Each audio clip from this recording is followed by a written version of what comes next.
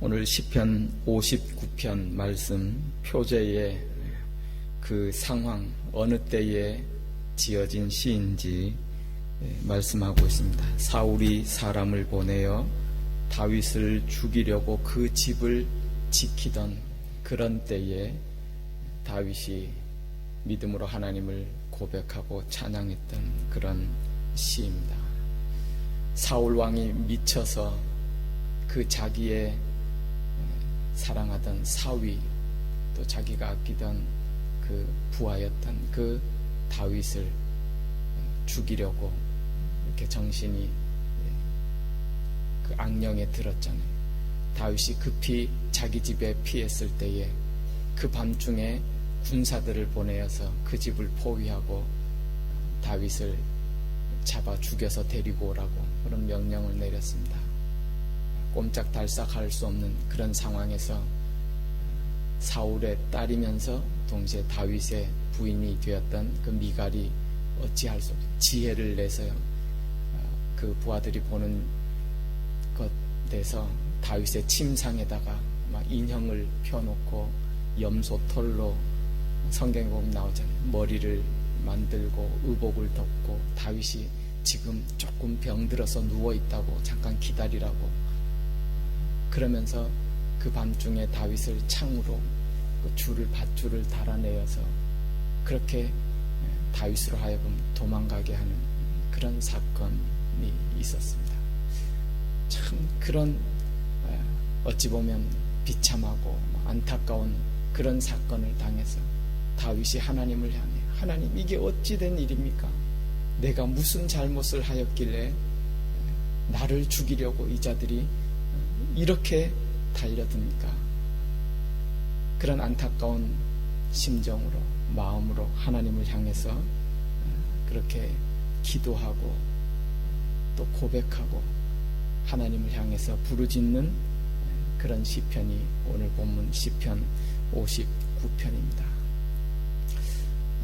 이 59편의 모습을 통해서 발견하게 되는 것은요, 정말 세상에는 하나님을 믿는 자와 믿지 않는 자 두 종류로 나눌 수 있잖아요. 하나님을 믿는 자, 또 한편에는 하나님이 없다고 하여서 하나님을 두려워하지 아니하고, 오늘 본문에도 보면 우리의 하는 이 일을, 우리가 하는 이 악을 누가 들으리요? 누가 보리요? 누가 듣고 알고 누가 심판할 자가 이 세상에 어디 있느냐? 그러면서 악을 행하는 저들의 모습을 성경이 우리 가운데 고발하고 있습니다. 그 러시아의 문호였던 도스토예프스키 이런 말을 남겼어요. 참 의미 있는 말인 것 같습니다. 사람이 하나님이 없다는 그런 확신만 있으면 못할 짓이 없다. 반어법이죠. 참 그런 것 같아요. 인간이 얼마나 악한지 세상에 하나님이 없다는 그런 자신만 있으면, 확신만 있으면 못할 짓이 없다는 거예요. 오늘 성경에 등장하는 그런 악을 행하면서도 누가 들으리요? 누가 알리요? 또 표현에 보면 그렇잖아요. 그 사람들 정말 막 개떼들 같이, 개같이 사람이 아니에요. 그렇게 악을 행하는 저들, 하나님 어떡합니까?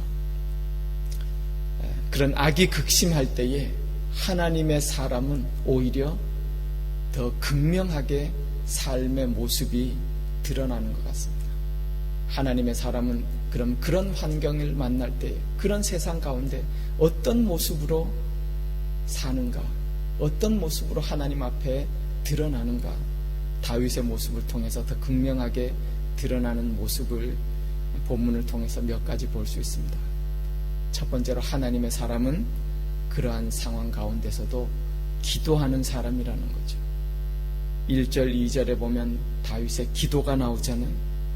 하나님, 이런 상황 가운데서 나를 건져 주십시오. 구해 주십시오. 기도하는 사람이 하나님의 사람이에요. 기도한다는 것은 하나님의 다스림, 하나님이 통치하신다는 것을 믿는다는 증거이죠. 그 믿음이 있기 때문에 그런 상황 가운데서도 기도하는 거예요. 그리고 그 기도함으로 또한 하나님 나라를 경험하면서 살아가는 사람, 그런 사람이 믿음의 사람이고 하나님의 사람. 또한 하나님의 사람은 어떤 사람이에요? 세상 모든 사람이 불법을 행하고 악을 행하고 다 치우친다 할지라도 나는 하나님의 말씀을 따르겠습니다. 하나님의 의로움을 따르겠습니다. 나는 올바로 살기 위해서 몸부림치겠습니다. 그런 삶을 사는 사람이 하나님의 사람. 다윗을 통해서 또 그런 모습을 보여주고 있습니다. 2절이나 12절이나 막 그들의 악을 행하는 모습들을 이렇게 고발하고 있어요. 그러나 한편 3절, 4절에 보면 다윗이 그렇게 하나님 앞에 고백하잖아요. 저들은 그렇지만 나는 주님 앞에서 악을 행하지 않겠습니다. 내가 잘못을 행하지 않겠습니다. 그런 모습으로 주의 말씀을 따라 올바름과 의로움을 따라 살기를 그렇게 소원하고 결단하고 그런 삶을 위해서 몸부림치는 그런 모습, 그것이 바로 하나님의 사람의 모습임을 우리 가운데 또 보여주고 있습니다. 토니 캄플로라는 사람이요, 또 이런 말을 남겼는데 참 의미 있는 말인 것 같습니다.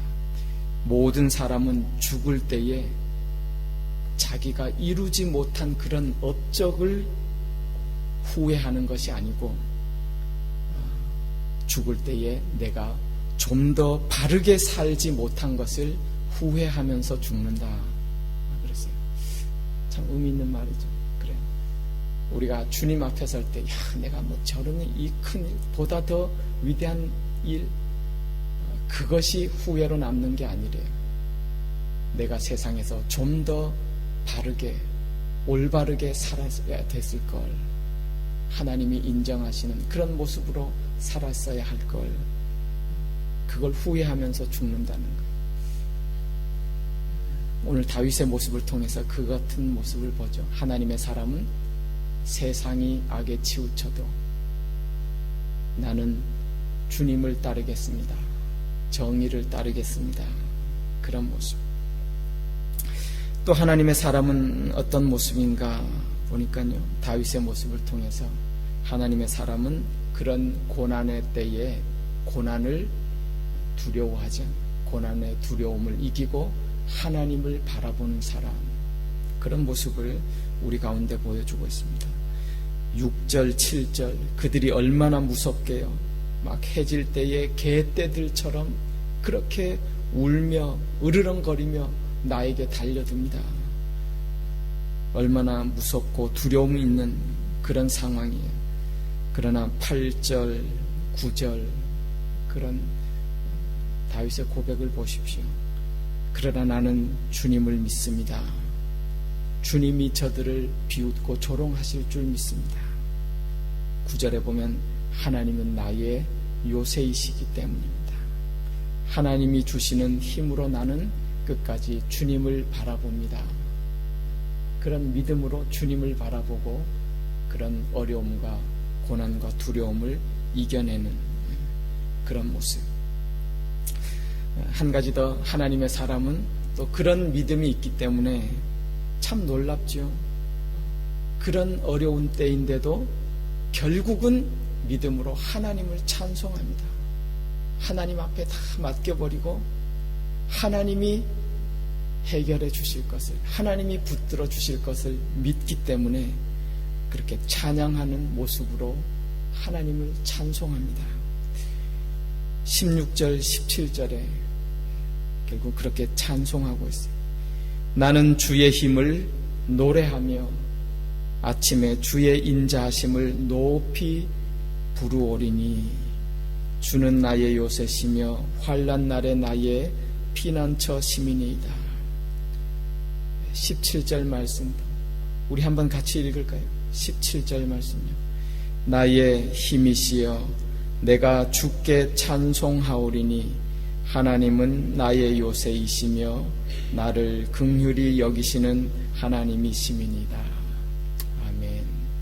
하나님의 사람 다윗, 이런 모습으로 그 어려운 상황 이겨내고 극복하고 그런 상황 가운데서도 참 하나님의 사람의 모습을 보였습니다. 우리 가운데도 이러한 삶의 모습이 있었으면 좋겠습니다. 기도하는 모습입니다. 하나님의 말씀을 따르려고 몸부림치는 모습입니다. 두려움을 극복하고 하나님을 바라봅니다. 오히려 하나님을 찬송해버립니다. 하나님이 그 찬송을 어떻게 들으시겠어요? 얼마나 감동하면서 들으시겠어요? 그 상황 가운데서, 여러분의 그 어려운 닥친 상황 가운데서 오히려 하나님을 믿어버리고 하나님을 찬송하는 그 믿음의 고백, 그 믿음의 찬송을 하나님이 얼마나 감격하시면서 들으시겠어요?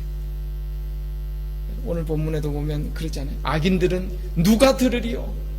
세상에 자기들이 행하는 그 모습 누가 보고 누가 듣고 누가 심판하리요? 어리석은 자는 하나님을 인정하지 몰라요. 그러나 우리는 알잖아요. 하나님이 들으신다는 사실을, 하나님이 보신다는 사실을, 하나님이 우리의 믿음의 기도 소리를 들으신다는 사실을, 믿음의 찬양 소리를 하나님이 듣고 계신다는 사실을, 아니 때에 따라서 우리의, 조금 전에도 찬양했잖아요. 우리의 신음 소리에도 주님이 들으시고 응답하신다는 사실을 우리는 믿지 않아요. 그 믿음으로 주님 앞에 기도하고 고백하고 오히려 하나님을 찬양하십시다. 하나님께서 우리의 믿음을 기뻐 받으시고 우리로 하여금 세상에서 믿음으로 승리하도록 반드시 붙들어 주시고 축복해 주실 줄 믿습니다.